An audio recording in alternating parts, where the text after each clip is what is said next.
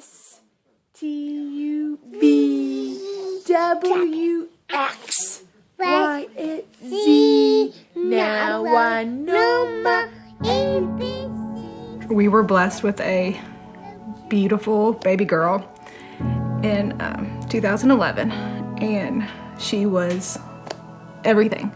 And she was happy and healthy and really no issues at all. Then we welcomed our second daughter, and life was good. We had 2 little girls. We were so happy. Then when our youngest daughter was 3 weeks old, so we were in the grind of parenthood, Bennett got sick, and it happened fast. She started having some balance issues in walking. It's because she couldn't walk a straight path. So we knew something was wrong, so we took her into the ER. They immediately did a CAT scan and found that there was basically a fist-sized tumor the size of like a man's fist. We were in the middle of the ER with the doctor, and he told us that news, and we just broke down on the floor. I remember glancing at the CAT scan but not really seeing it, and just the magnitude of the tumor. When I remember just talking to my mom and Billy and everybody, like, this could either be okay or this could be not good. And, you hear all these good stories, like, but this happened, but it turned out good. So I just automatically thought, since life is going so good, this is a bump in the road. This is not going to be... We're going to beat this. Yeah, we're going to beat this. She's gonna got beat it. this. And the doctor came back with 2 options. One was terrible, and the other one was worst case scenario.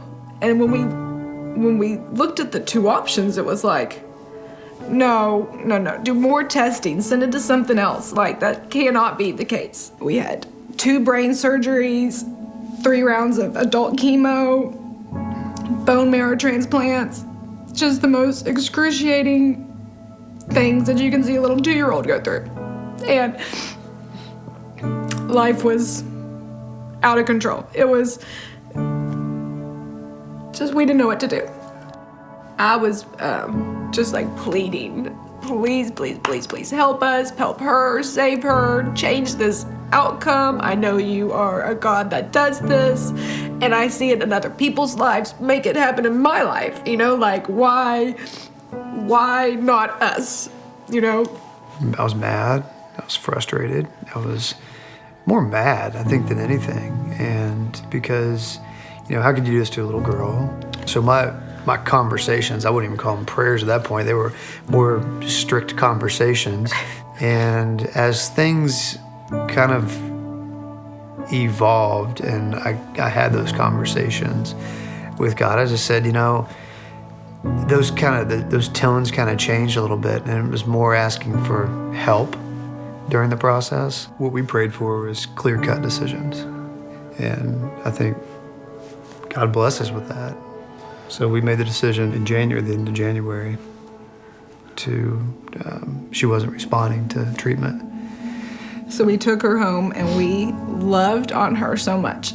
And we lived. Oh, we lived so much. If we hadn't done that, I would have a lot of regrets. I would have a lot of regrets. Yeah. We got 10 solid unbelievable months. She was back to herself. She had chubby cheeks. She played, and it was, that time is precious. Yeah. It was terrifying, though, because every day could be that day. Maybe that right? Day. Whenever that day comes, we know it's not getting any better. One morning, she slept too long.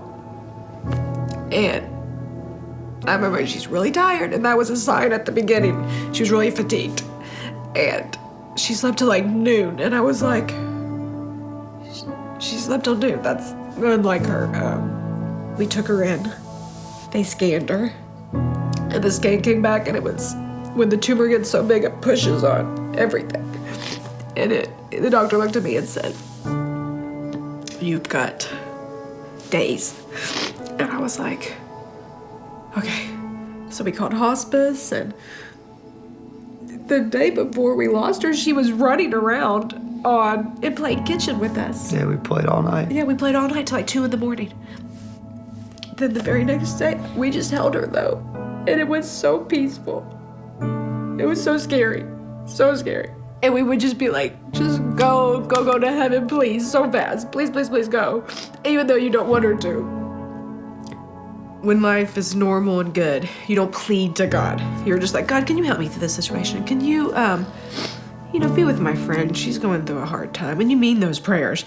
But when you're in these situations, you're talking to God. You're pleading, and it's like, I need you to help me in this situation right now. And I feel like it was like that way when we lost her. It was like this peace, like when you're not supposed to feel peace. And it was supposed to be crazy and out of control and the worst. And it was, but it was peace. It was a weird peace that came over us. When you're pleading to God during these times that you think is what He wants for you or you want out of this, and it doesn't end the way you want it to end, that's not the way it's supposed to end. There's another story on the other side of that. And we're getting to that other side now. I mean, that's kind of where we are. When you lose a child, they're still with you all the time. There's still birthdays they don't get to celebrate, school they're not attending, sports they're not doing. Weird days are tough, but random days are tough. Right. So we do have but God moments throughout the day to help us get through it. And it's not easy street now. God came in, He's, He fixed our problems. Fixed the problems, and He's we're just slowly working. healing the problem. And He's showing Himself through our life. And that is the overall goodness that we feel, is that God is still here. He's still working in our lives. And He still cares about you and me and heaven. And that's why I love Easter. Easter's my favorite holiday. It used to be Christmas.